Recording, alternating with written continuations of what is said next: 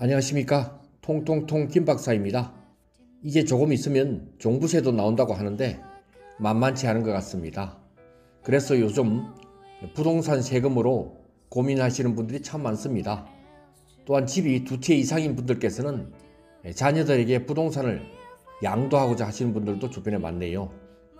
이때 자녀에게 정리를 하는 방법과 매매로 하는 방법 중 어떤 것이 유리한지 문의하시는 분들이 많아서 그 부분을 살펴볼까 합니다. 우선 매매의 경우를 알아보겠습니다. 가족 간의 거래는 특별히 주의할 것이 있는데 실제 가격보다 싼 값에 거래하고자 하기 때문이며 이때 잘못하면 부당거래로 보아 세금을 추징당할 수 있습니다.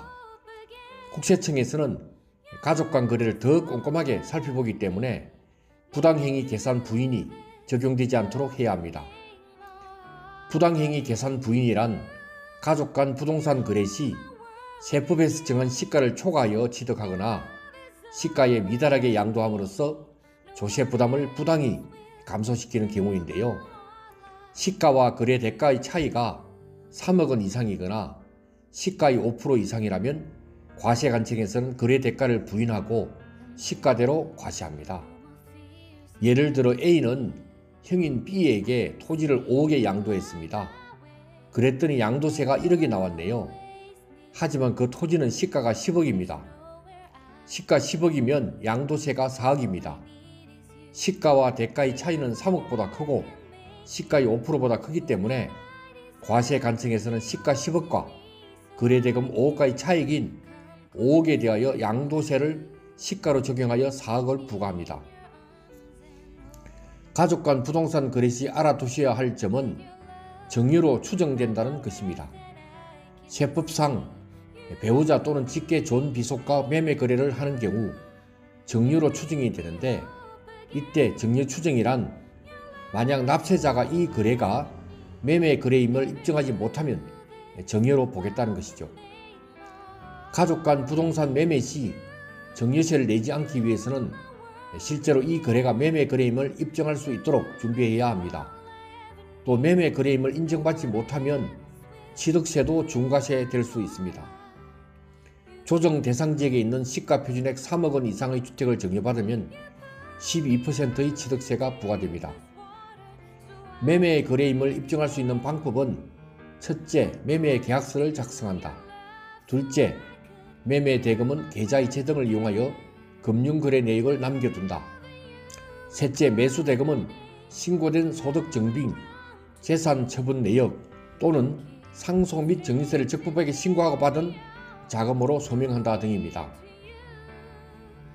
이때 매매 계약서만 작성하고 매매 대금을 지급하지 않을 경우 정리로 보아 증여세가 과세될 수 있으니 주의해 주시기 바랍니다.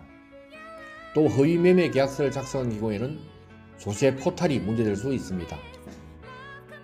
이번에는 매매가 아니라 정리를 하는 경우를 살펴봅니다. 정리를 하고자 한다면 명확하게 정리 계약서를 작성하여 진행하는 것이 좋습니다. 부동산 정리를 원하신다면 부동산 등기 이전 시에 정리를 원인으로 하여 등기 이전해 주셔야 합니다. 다시 한번 정리하자면 가족 간 거래는 정리로 추정되기 때문에 정리보다 매매로 하는 것이 세금 부담이 적다면 매매 형태로 거래를 진행해야 합니다. 자금 출처를 소명할 수만 있으면 정리세와 취득세를 절감할 수 있습니다. 또한 가족 간 부동산 거래 시 정상가액을 벗어나면 정리세가 과세가 되는데요. 정리세법상 정상가액은 시가에서 플러스 30% 또는 마이너스 30% 금액입니다. 시가 10억 원의 아파트를 정상가액 구간인 7억에서 13억 원에 거래하면 정리세를 부담하지 않지만 이를 벗어난 6억 원의 거래를 하면 정상가액을 벗어난 7억과 6억의 차액 1억 원에 대하여 정리세를 과세하게 됩니다. 물론 정리세를 부담하지 않는 경우라 하더라도 시가의 5% 이상 차이가 나는 금액으로 거래할 경우 양도소득세는 시가를 기준으로 납부하여야 하므로 주의하여야 합니다. 양도소득에 대한 부당행위 계산 규정과 저가양도에 대한 정리세 과세 문제 등을 잘 참고하셔서 가족 간 부동산 거래를 할 때 정리로 하여 자녀가 부담하는 증여세 및 취득세와 부동산을 양도할 경우 부모가 부담하는 양도소득세 및 자녀의 증여세, 취득세 등을 비교하여 자녀에게 증여하는 것이 유리한지, 적정한 금액으로 부동산을 자녀에게 양도하는 것이 유리한지를 잘 검토하여 처리하시기 바랍니다.